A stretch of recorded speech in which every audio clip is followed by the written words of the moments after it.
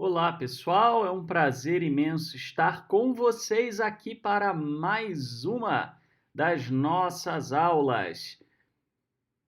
Vocês estão me ouvindo?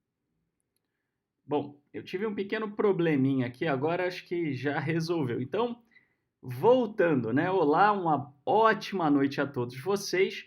Vamos então dar início ao nosso estudo do livro de Gênesis. Nós vamos, na realidade, falar hoje sobre vamos complementar, né, a introdução ao assunto do dilúvio, tá? E nós vamos adentrar já o texto do dilúvio, da narrativa diluviana propriamente dita, tá? Bom, na aula passada, então, nós fizemos uma série de comparações e vimos como o texto do dilúvio ele se localiza em comparação com os textos de outras narrativas diluvianas da Mesopotâmia Antiga. Tá? Então, nós falamos sobre Atrahasis, falamos sobre a história de Gilgamesh, etc. Tá? Bom, as narrativas, e a gente ficou então de fazer esse quadro comparativo na aula de hoje, né? Justamente porque a gente não conseguiu, não deu tempo de concluir na aula passada, tá? Então, vamos lá. Vamos começar, então, com o resumo comparativo entre as duas coisas, tá? Entre a narrativa da Torá e as narrativas mesopotâmias. Bom, primeira coisa, as narrativas mesopotâmias, elas dão como razão, como motivo, tá? Para o dilúvio, os deuses não terem mais descanso, os deuses não poderem mais, de uma forma tranquila, relaxar, ficar de boa, porque a humanidade havia crescido, havia se desenvolvido, formado cidades e estava barulhenta demais, né? Então aí os deuses resolvem mandar dilúvio por conta do excesso de barulho que a humanidade fazia. Então os deuses não têm descanso. Olha o nome que a Torá dá ao herói diluviano, né? Chama-se o quê? Noah, né? Noah, Noé, Noah no hebraico moderno, né? Significa o quê? Descanso, né? Então, justamente, né, a Torá ela já começa se contrapondo às histórias, às narrativas diluvianas da Mesopotâmia, dizendo exatamente o quê?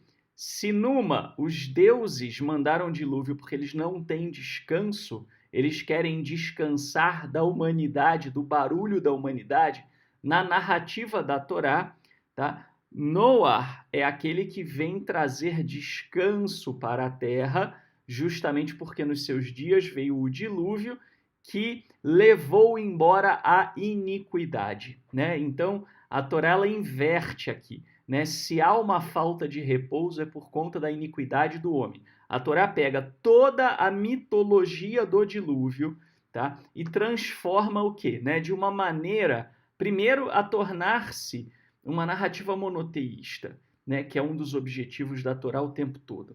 E o segundo, implicar o ser humano nas suas ações, que é um segundo elemento da Torá, que é uma preocupação que a Torá tem o tempo todo, tá? Bom, a humanidade, então, é destruída porque ela é inconveniente para os deuses, como eu falei. Já na Torá, ela é destruída em decorrência de pecados gravíssimos. Quer dizer, se houve algo... O que a Torá está dizendo? Se houve algo sobrenatural, sobre-humano, que a divindade interferiu para trazer fim para a humanidade, é em decorrência de pecado grave, né? Ah, mas qual era o objetivo da Torá de trazer essa mensagem? Era justamente como eu falei, implicar o ser humano nas suas ações e mostrar para o ser humano o seguinte: ser humano, olha, a única coisa que pode fazer você ser destruído, vir juízo sobre a sua terra, são os seus pecados. Essa era a lição que o Eterno queria para os israelitas, que os israelitas entendessem que somente o pecado traria esse tipo de coisa. O Eterno não se incomodaria com Israel por qualquer bobagem. Tá? Os deuses mesopotâmios eram uma né, era uma infinidade de deuses, Deus filho de Deus, Deus criado por Deus, vice-deus, subdeus, né, meio Deus, né? E na Torá tem um só. Acabou. Não tem um monte de divindades, né? Inclusive nos mitos mesopotâmicos, a humanidade ela tinha sido criada para servir os deuses superiores, porque os deuses inferiores não aguentavam mais o serviço, né? Então isso acaba, a Torá elimina completamente esse elemento aí. Os deuses, nas narrativas mesopotâmicas, eles eram caprichosos e eles eram mesquinhos, eles eram mentirosos, eles enganam, mentem o tempo todo, eles agem como seres humanos convencionais.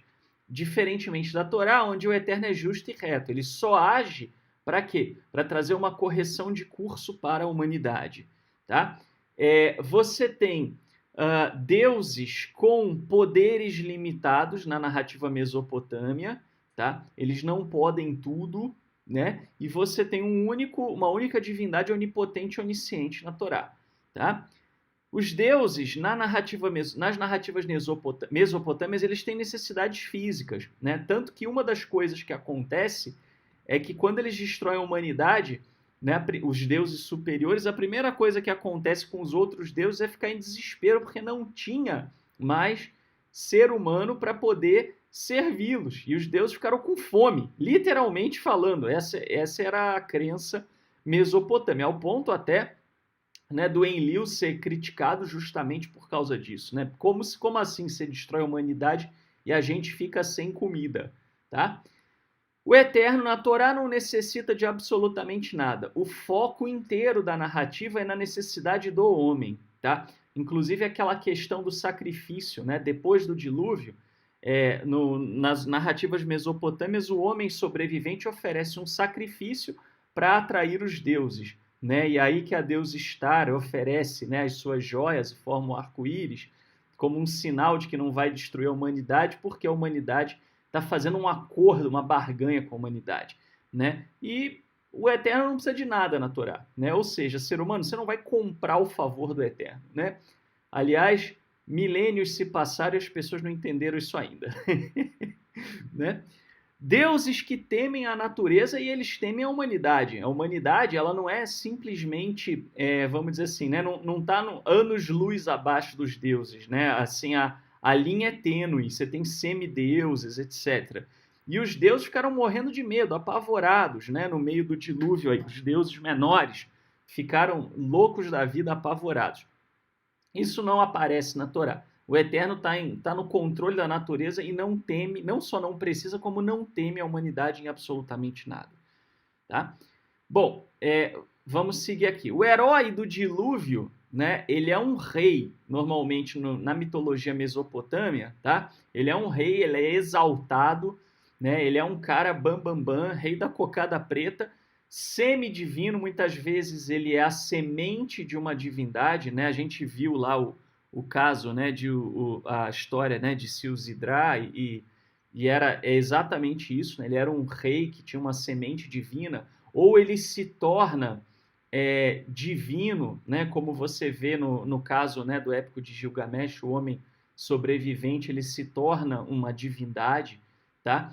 Na Torá, não, ele é um homem simples, ele é um homem comum, né? Ele é escolhido pelo Eterno por causa do seu caráter, né? Por ser um reto, por ser um íntegro, né? E se ele é alguma coisa, a única honra que ele tem é de ser o pai do sobrevivente, só. Na narrativa mesopotâmia, o herói é ajudado por outros, tá? E tem uma hierarquia de poder, né? Os outros ali meio que o servem, tá? O herói, na Torá, ele dá origem a todos os homens, né? Então, esse é um ato que promove igualdade, tá? Inclusive, me perguntaram, né? Ah, mas e aí, né? Se a história de Noé não é literal, se é uma reinterpretação de mitos mesopotâmicos, feita pela Torá de propósito e tal, né? Então, isso significa que a humanidade não descende de Noé, e aí, como é que fica? Meu, para de levar tudo que os semitas escreveram ao pé da letra. Os semitas não tinham esse propósito quando eles escreviam textos. O importante era a mensagem, muito mais do que a precisão histórica. A nossa cultura tem necessidade de precisão histórica, a deles não tinha, era outra cultura, né? Não é pior nem melhor, é diferente, né? Isso que as pessoas não entendem. Tem gente que acha que falar isso quer dizer que é pior. Não, não é pior, é diferente, tá? Qual era o objetivo aqui com a história de Noé e colocando Noar, como vamos dizer assim, o patriarca de todo o restante da humanidade naquela região? Era colocar todo mundo no mesmo nível, né? Ao passo que nas narrativas mesopotâmicas, principalmente, né, se você pega ali o caso de Silzidrá e a lista dos reis sumérios, que eram reis semidivinos, né? O fato do cara sobreviver ao dilúvio o coloca já num status acima dos outros. Ou ele sobrevive ao dilúvio porque ele é um semideus. Quer dizer, de novo você tem o mesmo problema que tinha lá no começo do capítulo 6. Né? Homens que se valiam da mitologia de dizerem que eram semideuses ou que eram especiais para poder tiranizar outros. É isso que a Torá quer combater. Então, assim, é todo mundo parente, acabou, não tem ninguém melhor do que ninguém. É basicamente isso que está sendo colocado. Tá? Essa é a mensagem da Torá. Não interessa se Noé é patriarca da humanidade. É óbvio que Noé não é patriarca da humanidade inteira, cidadão, né? Mas isso não importa. O que importa é, quando a Torá narra a história dessa maneira, a Torá está colocando a humanidade inteira no mesmo patamar. E isso é o que é importante, entende? É a mensagem que é importante. Tá? Não é o conto. Os semitas eram exímios contadores de história, mas a gente tem que entender o que está por trás da história. Tá? Muito bem. Todos os bens do herói são salvos, né? Então, assim, o herói meio que não tem prejuízo, né? Ele só simplesmente ele perde a casa, né? Mas a casa é reaproveitada na forma do barco, etc. Né? E aqui não, somente os animais, né? Você tem um recomeço de verdade, tá? O herói constrói um barco indicando que ele está no comando, né? É o herói que constrói o barco, né? É o herói que ele governa o barco, né? Já na Torá, você tem uma arca parecendo um cesto, né? Quer dizer, a coisa está muito mais vinculada ao eterno, né? Tanto que você tem o item seguinte: o herói sela a porta ele próprio.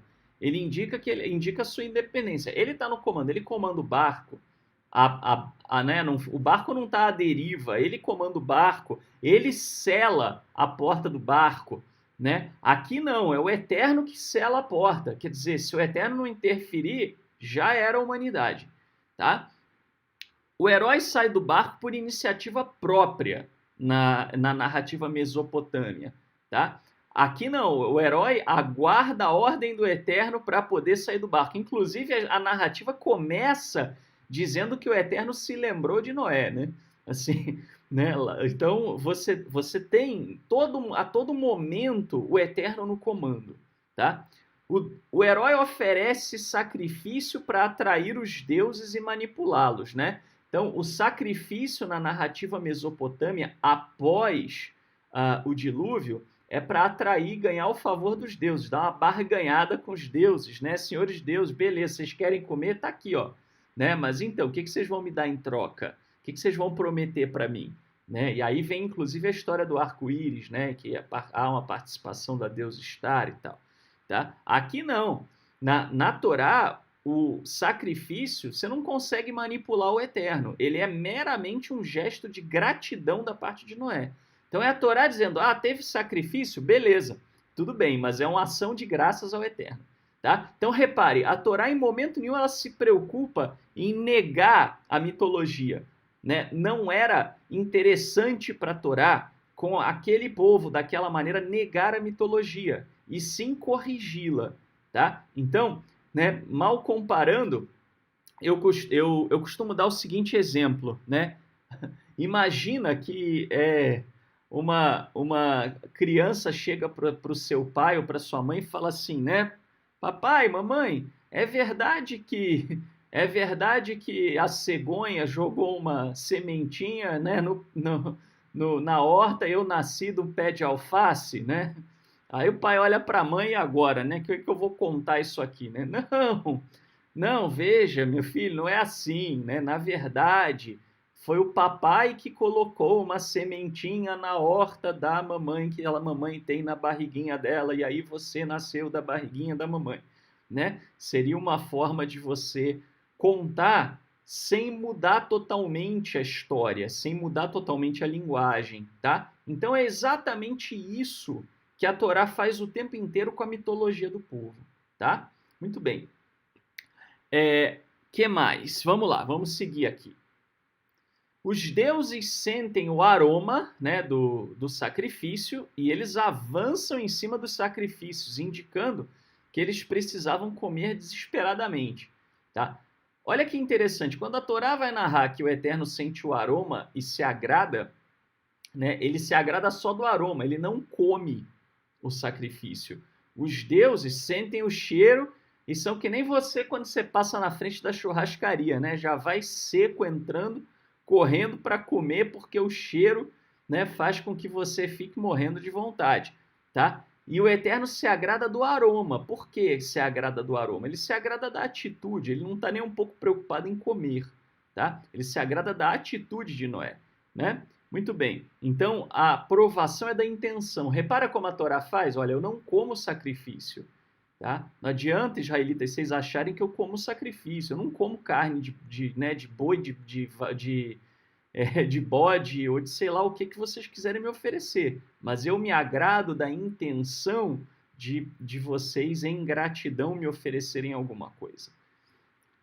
O arco-íris é uma barganha devido ao interesse por parte dos deuses, né? Foi o que eu falei um pouquinho mais cedo e falei também na aula passada, né? O arco-íris ele é feito a partir das joias, pelo menos a única versão que a gente tem. Nós temos 3 versões principais da mitologia mesopotâmia do dilúvio. E a única que preservou o trecho, né, que fala de arco-íris é lá na epopeia, ou no épico de Gilgamesh. Né? E aí lá é dito, né, que o arco-íris ele vem das pedras preciosas do colar de Estar, né? E ela oferece então como o quê? Como uma espécie de uma moeda de troca pelo sacrifício. E na Torá, o arco-íris, né? Precisava explicar a origem do arco-íris. Então o arco-íris é um gesto de amor. O Eterno olha e fala: "Não vou mais destruir a humanidade". Pimba, arco-íris, né? Ele não está barganhando. O arco-íris não é uma moeda de troca, tá? As bênçãos na narrativa mesopotâmia, né, o personagem, o herói é abençoado para se tornar como um deus, né? A bênção que é dada a ele é uma bênção de se tornar uma divindade, tá? E inclusive imortalidade. E a Torá, ela não abençoa a humanidade com imortalidade, né? Até porque a humanidade continua morrendo, né? Mas ela abençoa a descendência, né? Ela abençoa a descendência de Noé, tá? Então, assim, né, não é que vocês não são benditos, né? É porque a bênção não é sinônimo de imortalidade. Alguns deuses ficam irados com o sobrevivente e buscam outras formas de controle populacional, né? Então, assim, na verdade, eles deixam primeiro, eles não gostam da ideia de ter tido sobrevivente. Diferente da Torá, onde o Eterno provê que Noé sobreviva. Tá?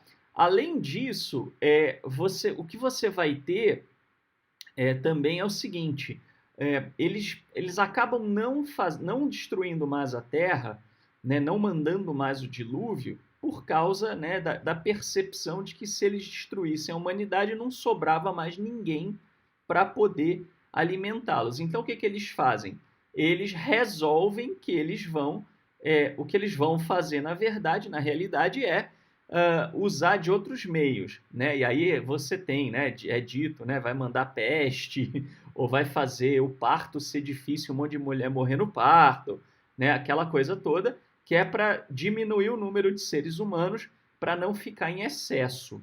Tá? E o Eterno ele não faz nada disso, ele simplesmente promete que não vai destruir mais a Terra e ponto. Né? Qualquer destruição, tá? E aí vem a questão das punições. As punições alternativas que aparecem na mitologia mesopotâmia, elas são justamente para quê? Para não destruir todo mundo e não ferrar com tudo, né? O Enki, né, o Ea, só falta chamar o Enlil de burro, de idiota, né?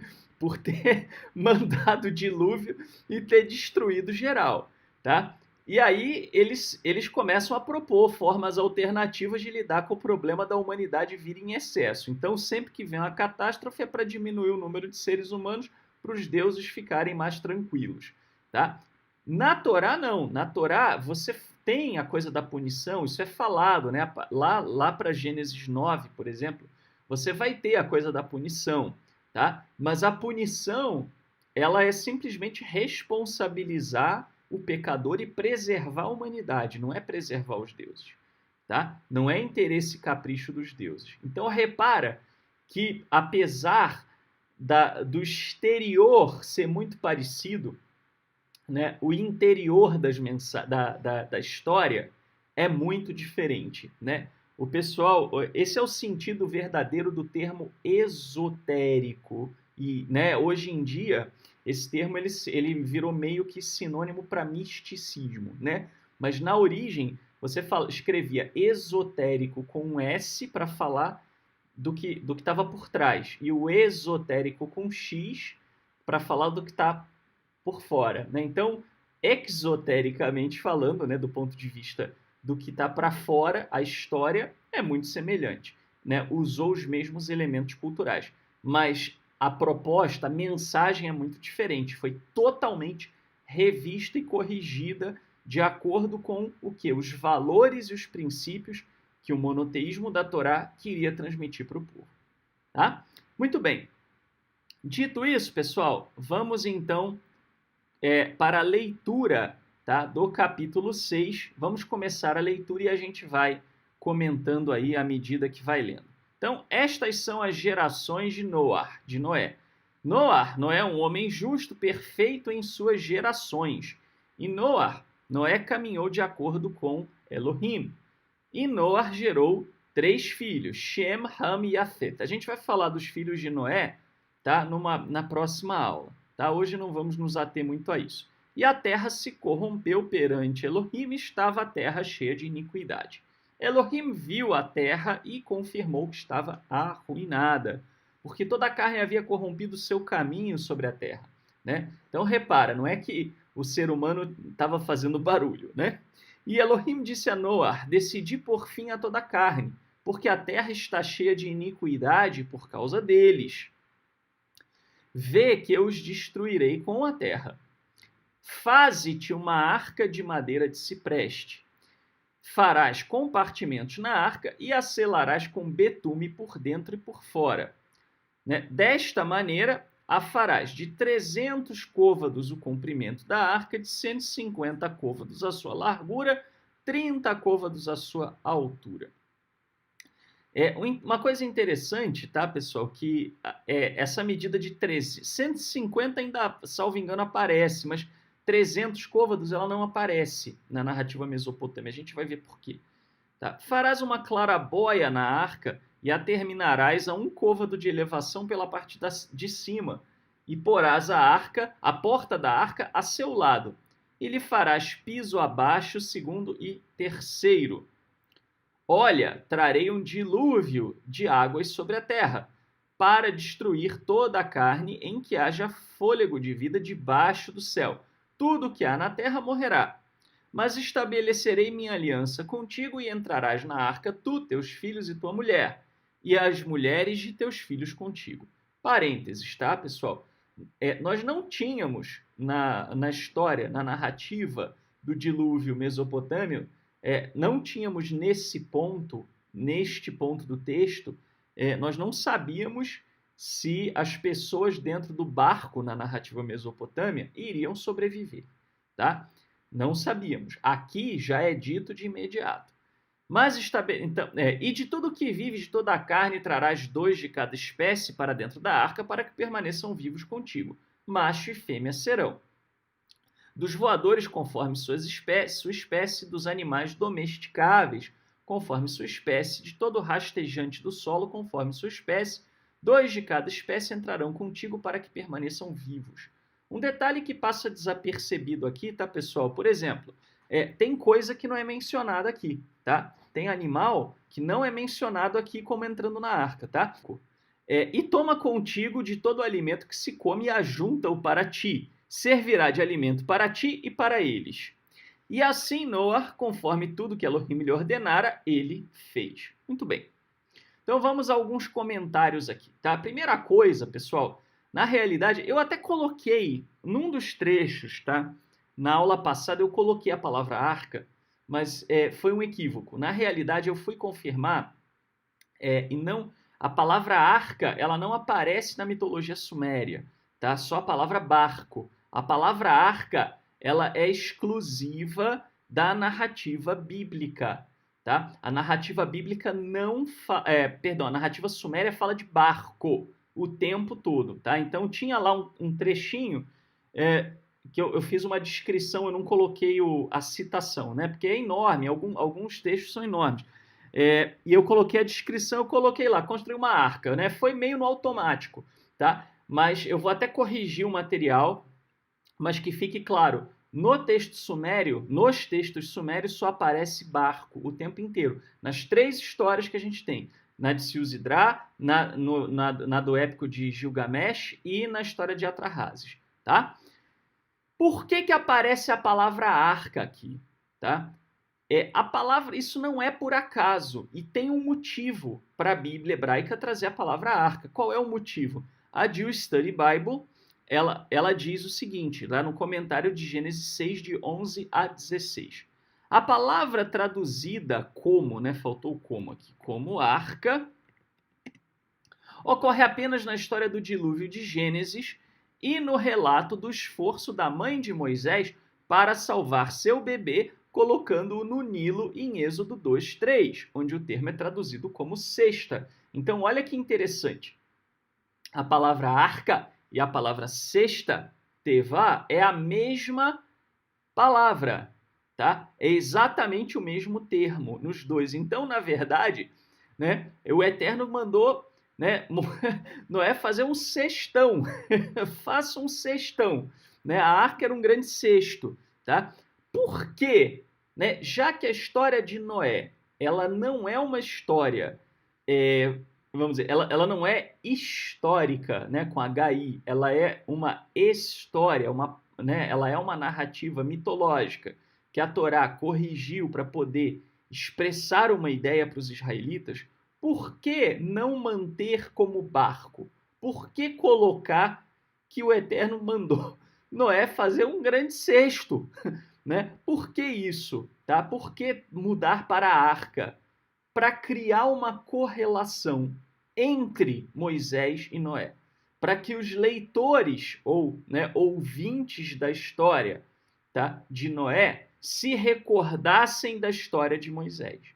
Tá? Então lembrem-se, né, quando Gênesis foi escrito, o povo de Israel já era povo, né? Já existia, já conhecia Moisés.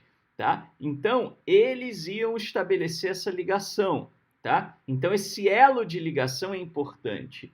Noé prenuncia Moisés, como Moisés, retirado da água, prefigura o povo de Israel. Né? Então, a quem ele leva para a segurança através do mar mortífero que afoga seus opressores. Êxodo capítulos 14 e 15.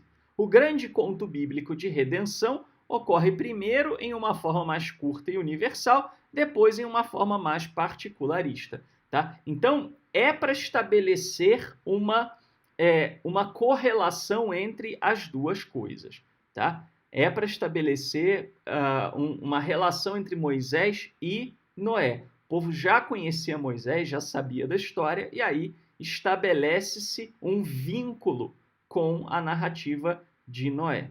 Tá? Então, da mesma maneira que o Eterno havia salvado Moisés, né, e providenciado Moisés para quê? Né, para que o justo tivesse esperança, da mesma forma aconteceu com Noé. Então, era algo familiar para os israelitas. E era muito comum na cultura semita que se buscasse a semelhança das histórias.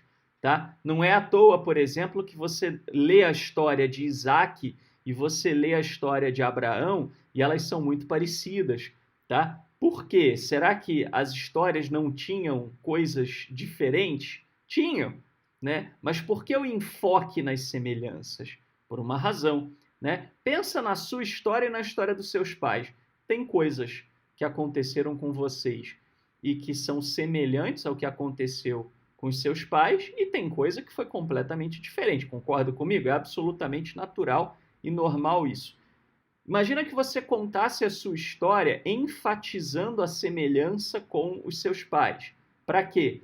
Para estabelecer justamente a linhagem, né? Para estabelecer que determinadas formas e padrões do eterno agir já vêm desde a antiguidade. Tá? É exatamente esse o objetivo aqui. Tá? Muito bem. Isso é da cultura semita. Tá? Ah, não faz sentido na minha cultura. Claro, né? Você está vivendo 3.000 anos depois, mais de 3.000 anos depois, né, no Brasil. Nós estamos falando do Oriente Médio, outro hemisfério, inclusive, né, e muitos anos atrás. Tá? É totalmente diferente a cultura. Por isso temos que entender a cultura semita. Tá? Então, o detalhe aqui, ó. O número de côvados, né, 300, é uma diferença entre os relatos diluvianos sumérios e o registro bíblico. Por que esse número? Né? Os outros ainda aparecem 150, 30, mas por que o número 300 é enfatizado? Tá? Existe uma razão. Tá? O número 300, biblicamente falando, tá? Ele indica intervenção divina.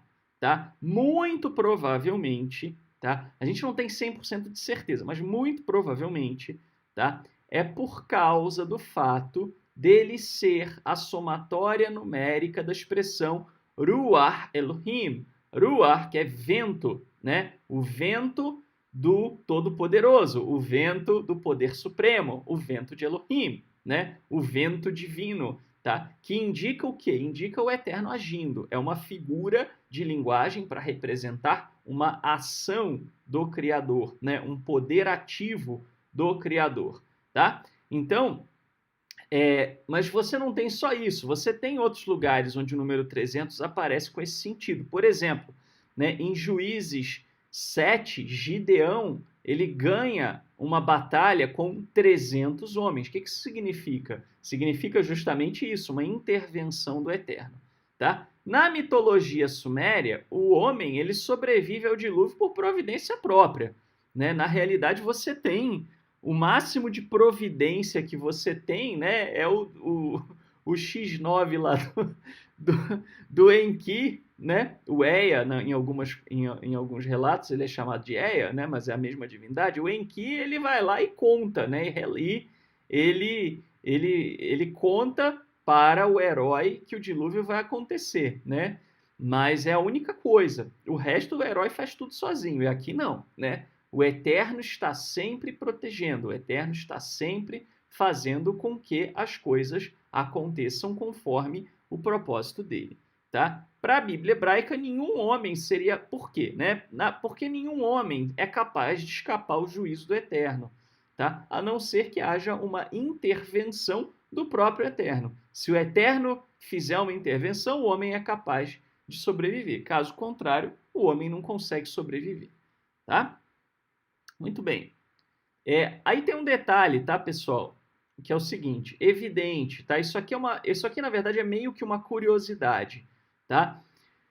A história de Noé não é literal. Mas mesmo se fosse literal a história de Noé, tá? Nem assim dá para supor que na história, literalmente falando, o Eterno destruiria a humanidade inteira, tá? Por quê? Pela própria linguagem, tá? Vou explicar para vocês.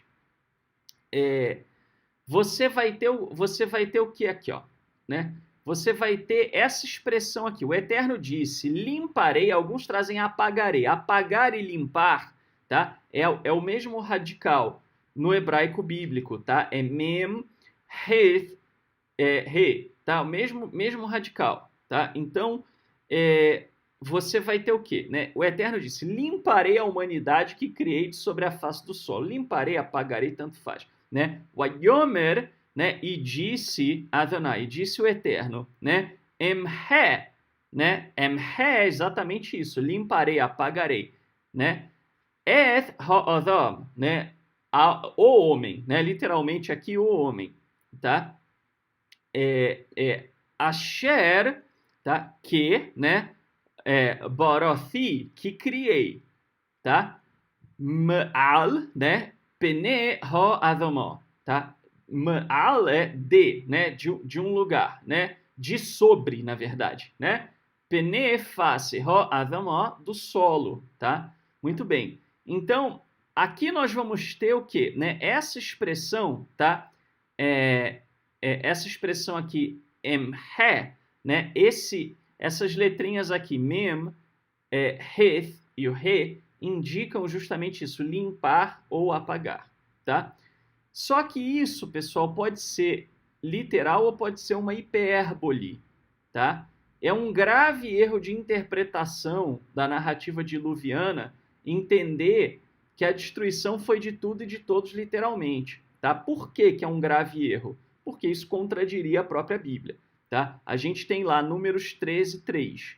Também vimos ali gigantes, filhos de Anak, descendentes dos Nefilim, e éramos aos nossos olhos como gafanhotos, e assim também éramos aos seus olhos.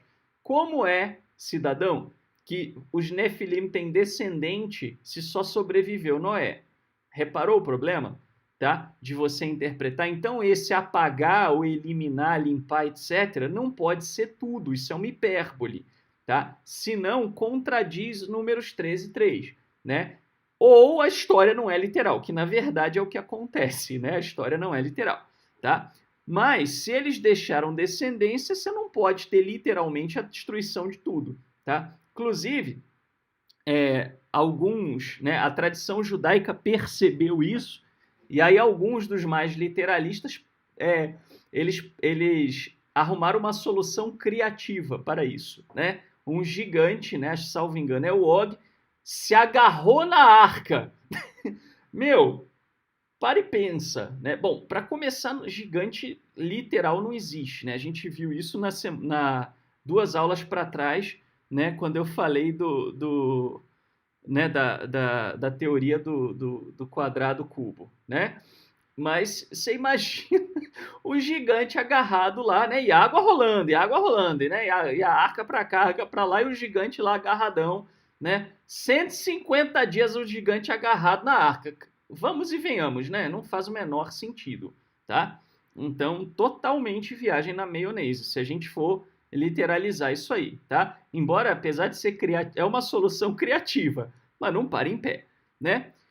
Então, as duas formas, você pode ler apagar ou limpar como destruição total ou como uma hipérbole, tá? Você tem o exemplo das duas coisas na Bíblia hebraica. Deuteronômio 9,14, né? Falando, salvo engano, é de Amalek, né? De Amaleque. Deixa-me que o destrua, limpe... perdão, isso é falando do povo de Israel. Deixa-me que o destrua, limpe, né? Aqui você vai ter né? O seu nome, anule, risque, né? Apague o seu nome de debaixo do céu e farei de ti nação mais poderosa e mais numerosa do que esta. Aqui era literal, né? O Eterno literalmente estava dizendo para Moisés, eu vou matar geral e vai ficar só você. Né? Então aqui é bem literal, aqui era destruição total. Tá?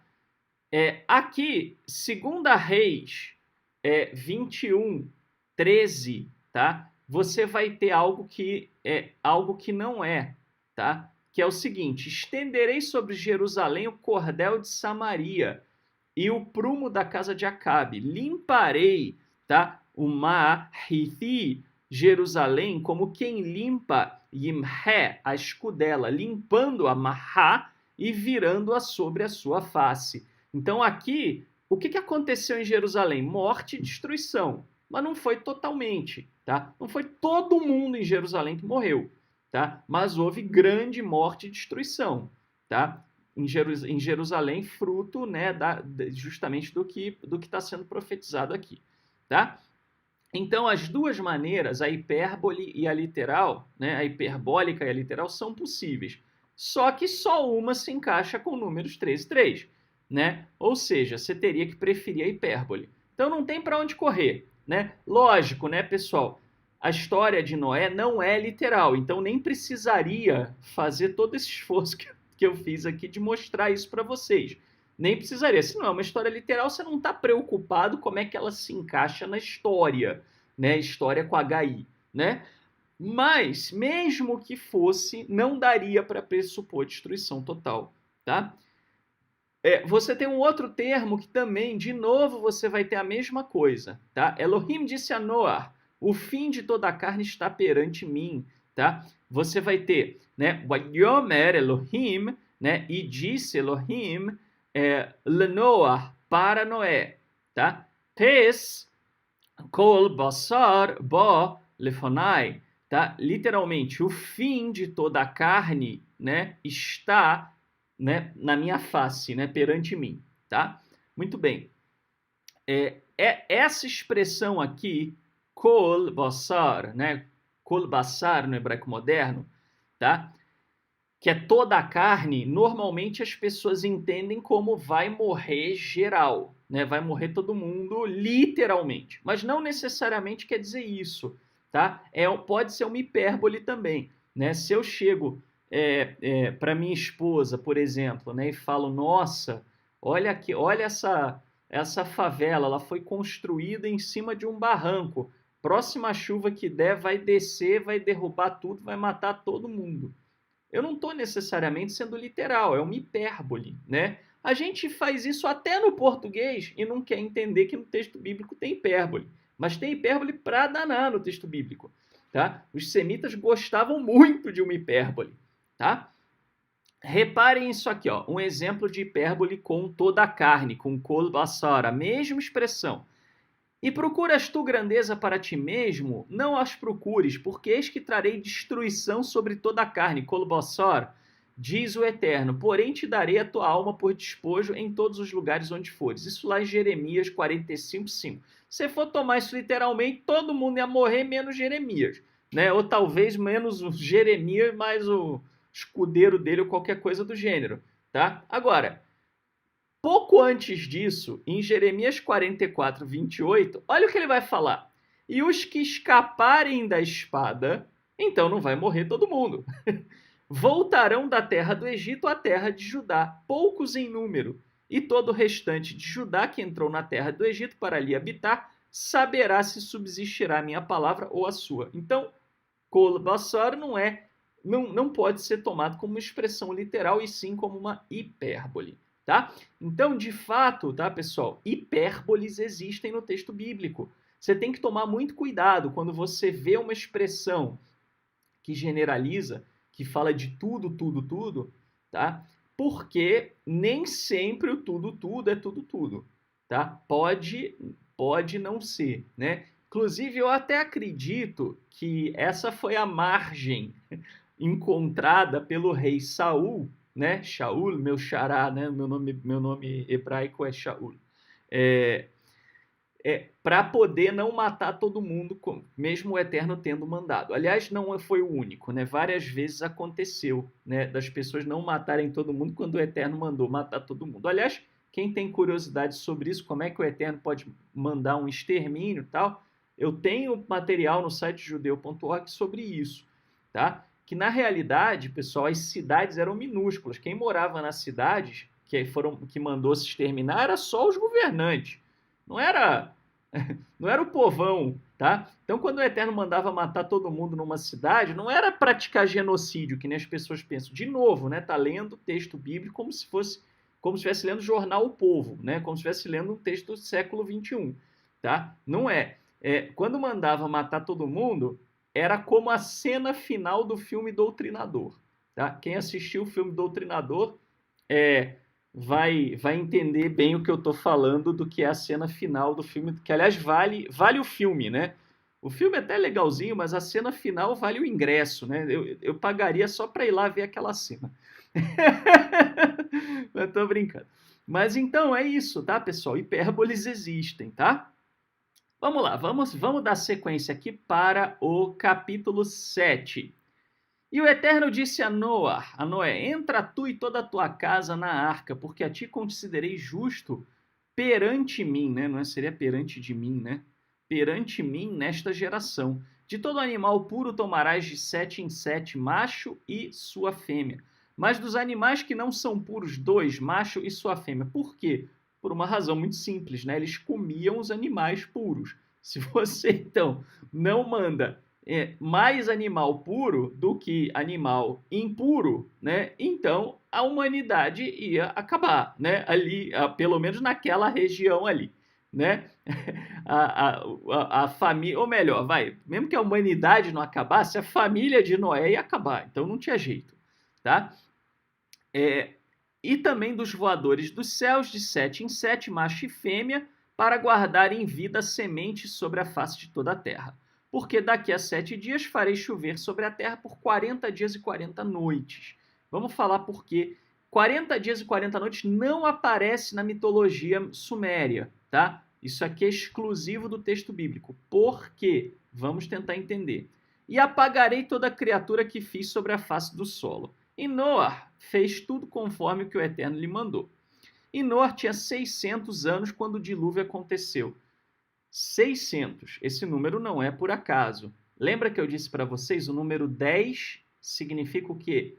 Né? Muitas vezes, tá? No relato bíblico, né? Ele pode indicar uma totalidade, mas por indicar uma totalidade, ele também é usado para você, né, escalonar, né? Vamos dizer assim, a ordem de grandeza aí. Aumentar a ordem de grandeza. Tá? Então, o número 100, né, o número 10, o número 100, o número 1000, eles são fatores de intensidade. Sempre que você vê algum número multiplicado por 100, multiplicado por 10, multiplicado por 1000, por 10 nem sempre, mas principalmente por 100 e por 1000, tá? Pode ter certeza que tem intensidade aí. Tá? Tem algum fator de intensidade. O número-chave é o númerozinho antes. Tá? E aqui o número 6 é um número-chave, né, pessoal? Por quê? No 6º dia foi criado o ser humano, tá certo? Se no 6º dia foi criado o ser humano, Noé tinha 600 anos, quer dizer, já deu ser humano, os seus dias chegaram no limite, tá? Essa é a ideia. Noé entrou e seus filhos, sua mulher, suas mulheres, seus filhos com ele na arca antes das águas do dilúvio. Dos animais puros e dos animais que não eram puros, e dos voadores e tudo que rasteja sobre o solo, de 2 em 2 vieram a Noé, e entraram na arca, macho e fêmea, como Elohim ordenara a Noé. Aconteceu que depois de 7 dias, as águas do dilúvio vieram sobre a terra. 7 dias. Depois que eles entraram, né, um novo ciclo. Acabou aquele ciclo no qual eles estão entrando, né, na arca, estão se acomodando, e aí um novo ciclo. Tá? No ano 600 da vida de Noé, na segunda lua nova, no dia 17 depois da lua nova. Eu não encontrei nenhuma explicação que me convencesse com relação a por que 17 do segundo mês. Deve ter uma razão. Tá? Eu vou tentar pesquisar um pouco mais. Se eu encontrar, eu trago na aula que vem. Se eu não trouxer, é porque eu não encontrei. Tá? Mas deve ter alguma razão, ou vem de alguma mitologia. Porque a gente, embora tenha acesso à mitologia suméria, a gente tem fragmentos, né? A gente não tem tudo, não sabe se a versão que chegou para os israelitas era idêntica às que a gente encontrou, porque elas variam, elas mantêm o mesmo núcleo, né, de ideia, mas elas têm variações, né? Então pode também ter vindo daí, não sabemos. Tá? Né? Será que, né, uma coisa que pode ser, né, vamos dizer, é que como o povo judeu, né, o povo de Israel, perdão, eles são libertos, né, no 15º dia do mês, do primeiro mês, você colocar no 17º do segundo, né, talvez um padrão aí, alguma coisa assim. Mas eu não encontrei nada que justificasse isso. Tá? Se eu encontrar, eu aviso. Naqueles dias se romperam todas as fontes do grande oceano. Lembra como é que era a cosmovisão semita? Né? A terra, as montanhas boiando, água em cima, água embaixo. Né? Então rompeu tudo, a água invadiu. E houve chuva sobre a terra por 40 dias e 40 noites. Naquele mesmo dia, Noé, Shem, Ham e Afet, filhos de Noé, e a mulher de Noé, e as 3 mulheres de seus filhos entraram com ele na arca. Tá? Muito bem. 4. Por que 4, pessoal? Por que 4 famílias? Representando os 4 cantos da terra. Tá? Depois vai cada um para um canto, né? E eles e todos os animais selvagens conforme suas espécies, e todos os animais domesticáveis conforme suas espécies, e todo rastejante que se arrasta sobre a terra conforme sua espécie, e todo voador conforme sua espécie, e todo pássaro, toda espécie de animal voador. De novo, o que não aparece, né, aqui? Tá? Não aparecem todos os animais, exatamente todos. Tá? E vieram a Noa a arca de 2 em 2 de toda a carne em que havia fôlego de vida. E os que vieram, macho e fêmea de toda a carne, vieram, como lhe havia mandado Elohim, e o Eterno lhe fechou a porta. Muito bem. Vamos aos animais aqui. Então vamos lá. Uma curiosidade, né, sobre o relato é de que muitos partem da premissa de que a Bíblia hebraica fala de todos os animais, né? Mas na realidade não é bem assim, tá? Não é bem assim. A Bíblia hebraica não fala de todos os animais, tá? Observe quais são os animais que a Bíblia hebraica menciona e quais a Bíblia hebraica não menciona, tá? Então vamos lá. Hayot, né, vivente. Você tem exemplo, que são, né, as feras. Você tem leão, cão, berremá, rebanho, boi, cabra, camelo, porco, etc. São mencionados? São mencionados. Né? Remes, rastejante, cobras, grandes lagartos, etc. São mencionados? São mencionados. Tá? Aí você vai ter xeres, ou xerets, ov, né? Que é o enxame, literalmente, de voadores. Gafanhotos, moscas, etc. São mencionados? Não são mencionados. Tá? Aí você vai ter ov, né? Voador. Aí tem codorna, gavião, morcego, etc. São mencionados? São mencionados. Tá? E xeres, hashores, né? Perdão, hashores al haares, né? Literalmente, né? Os rastejantes, né? Os enxames que se ajuntam, que formam enxames sobre a terra, tá? Rato, topeira, inseto terrestre, etc. São mencionados? Não, não são mencionados. Então você veja que não são todos os animais que são mencionados na narrativa, tá? E aí você vai ter o quê? 40 dias e 40 noites. Como eu falei, é uma particularidade do texto bíblico, tá? Com relação aos mitos sumérios, a duração do dilúvio. Isso não é mencionado. 40 dias e 40 noites. Nos mitos sumérios, só é mencionado que o dilúvio teria durado cerca de 7 dias, tá?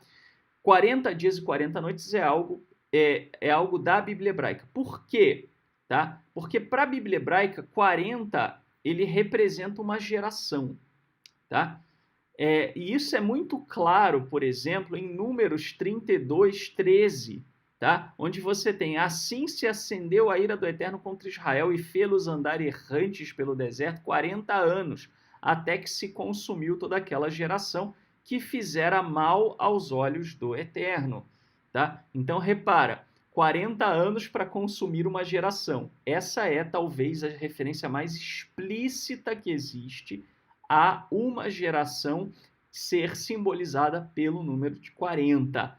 Tá? Então, por que o dilúvio dura 40 dias e 40 noites? Porque na mitologia suméria, o objetivo dos deuses era acabar com a humanidade inteira, para sempre.